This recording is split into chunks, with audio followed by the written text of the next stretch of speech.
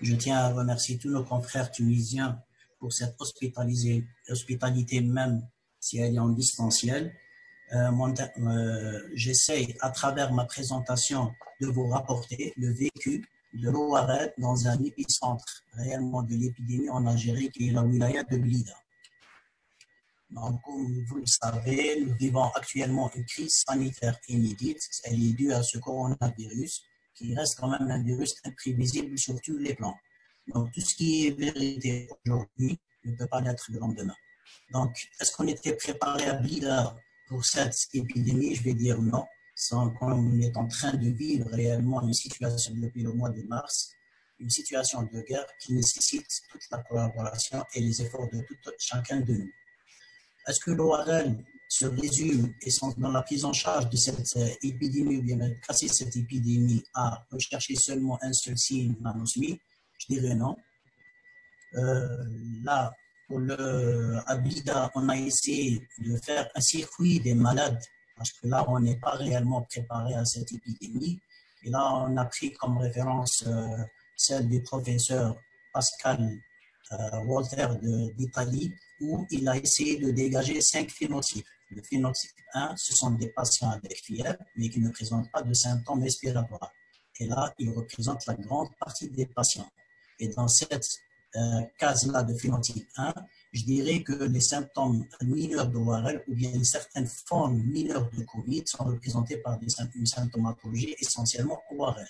Le phénotype 2, ce sont des patients avec fièvre et imagerie pathologique ou présence d'une hypoxémie. Là, ils nécessitent une hospitalisation et une surveillance. Ils sont 20 fois plus fréquents que ceux qui se trouvent en réanimation. Le phénotype 3, ce sont des patients avec fièvre, hypoxémie et opacité multiple à l'imagerie. Il y a une bonne réponse à l'oxygénothérapie. Donc, vers ces phénotypes-là, au CHU de Blida, nous avons essentiellement, parce que le phénotype 1, phénotype 2, ce sont des patients qui sont pris soit en pneumologie ou bien en infectiologie qui ne se trouvent pas au CHU. Mais par contre, le phénotype 3, le phénotype 4 et 5 sont pris au CHU. Le service ORL était le premier à avoir réquisitionné sa nouvelle structure et elle a été transformée en réanimation COVID-19. Donc, à peu près un tiers de mon personnel médical qui a intégré cette structure pour donner main forte à l'équipe de réanimation médicale. Il y a une redistribution de ce personnel, à savoir, il y a une liste de garde commune qui a été faite, il y a un assistant et 3 résidents, et j'ai mis à la disposition de cette structure 4 infirmiers, 2 infirmiers, 2 AMAP, un aide-soignant et une femme de ménage. Donc, à côté de la prise en charge au niveau des services COVID, nous continuons au niveau du service d'assurer les urgences ORL. Nous avons constaté que le nombre des malades est passé en situation normale de 130 à 150 par jour à une moyenne de 20 à 30 par jour. Donc, où sont passées les autres urgences habituellement vues dans notre structure? Donc, nous continuons sans être exhaustifs à assurer toutes les cellulites, les corps étrangers, l'épistaxis et le poussée de l'échauffement de certaines pathologies chroniques. Là, j'essaie d'insister réellement sur certaines urgences qui se sont présentées beaucoup dans notre pavillon d'urgence, à savoir la dyspnée laryngée qui est le plus souvent due à une néoplasie. Ce sont nos malades qui ne sont pas encore pris en charge et qui ont nécessité une trachéotomie en urgence. La symptomatologie oropharyngée aussi, elle était prédominante au niveau de nos urgences. Est-ce que réellement c'est un symptôme mineur d'un COVID ou bien c'est l'apanage à l'utilisation excessive d'eau de javel ou bien de solutions hydroalcooliques? Je dirais un petit mot après par rapport à ce symptôme qui est quand même présent, qui est peu fréquent à notre consultation d'urgence, qui est l'anosmie et la gueusie et qui a fait couler beaucoup d'encre. Nous constatons depuis une semaine une chose qui est bizarre et n'est pas décrite dans la littérature. Nous recevons entre 3 à 4 paralysies faciales périphériques par jour. Il y a 2 semaines de cela avec le service de neurologie aussi. Est-ce qu'elle est due au COVID positif? Je pourrais vous donner une réponse actuellement. Une certaine partie aussi de ces patients qui se présentent en urgence, c'est essentiellement des malades qui présentent une situation d'hystérie. Quelle est la part de la psychosomatique? Ce sont essentiellement une population jeune qui consultent beaucoup les réseaux sociaux et qui essayent de calquer leur symptomatologie, tout ce qui est COVID positif. Donc, si on revient dans la littérature, nous constatons que parmi la sémiologie ORL, nous avons surtout le mal de gorge et la congestion nasale dans des proportions assez différentes. Comment nous allons faire à côté de ces urgences, comment nous allons continuer à assurer les soins de base, donc essentiellement la prise en charge de la néoplasie et de certaines pathologies qui ne nécessitent pas de repos. Donc, pour tout malade où nous le considérons comme étant Covid positif jusqu'à preuve du contraire, nous avons instauré un protocole de laboratoire et un protocole d'imagerie. Donc, à la numération formule sanguine, on essaie de rechercher surtout cette notion de lymphopénie et une thrombocytopénie qui a été retrouvée dans pas mal de publications et surtout la corréler à la CRP. En matière d'imagerie, donc tout patient qui nécessite une hospitalisation ou bien geste en urgence à notre service, nous sommes dans l'obligation de demander une imagerie du thorax, un télé-thorax normal, et à la demande, se demander une TD1 thoracique. Je vais dire, je ferai une parenthèse par rapport à ce signe qui a fait certes couler beaucoup d'encre, c'est cette anosmie et cette agueusie. Quand j'ai essayé de voir la littérature, donc ce sont essentiellement des publications qui sont faites sur une notion d'observation ou bien de certaines recommandations.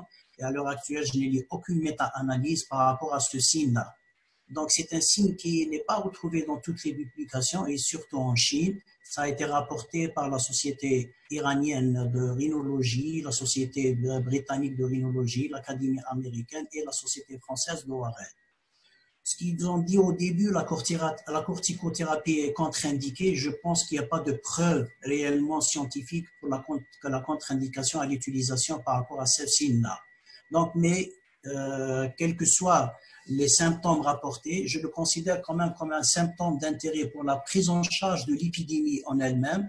Donc, la prévention clinique, elle pourrait être utile pour identifier les cas suspects de COVID-19 qui devraient être isolés. Là, est-ce qu'on va utiliser des chambres individuelles, ce qui a été recommandé, ou bien la pression négative, si c'est possible.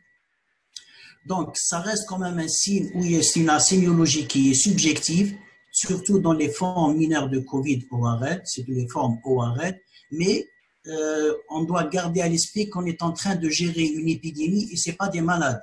Donc, ça reste quand même une doléance qui incite plus au déplacement pour des consultations en structure hospitalière, ce qui va peut-être aggraver la propagation du virus.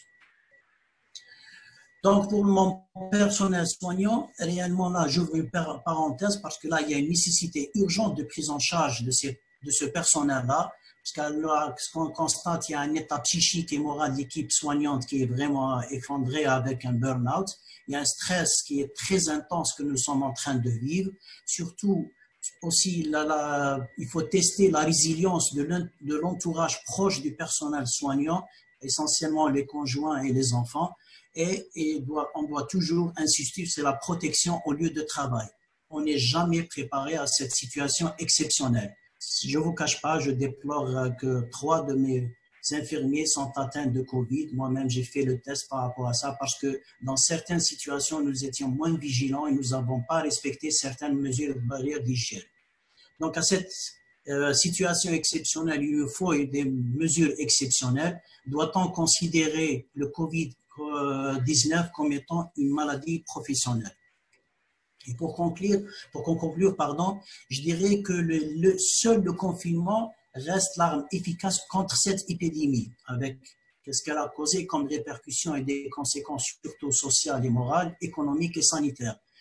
Mais le confinement, certes, c'est une décision qui est politique, mais et là même le déconfinement, ça reste toujours une décision politique. Mais nous devons être préparés à ce qu'on appelle le déconfinement, surtout hospitalier. À quel moment nous allons recevoir de façon quotidienne nos malades, nous allons reprendre le contact avec nos malades.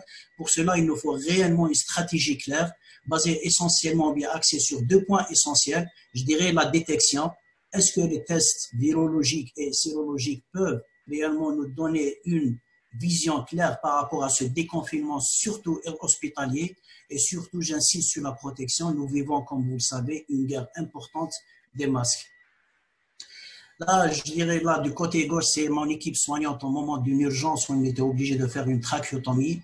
Quand je leur pose la question, ou bien même à nos confrères, la conclusion, c'est que nous, ORL, on est très mal protégés par rapport à ce virus. Et je vous remercie.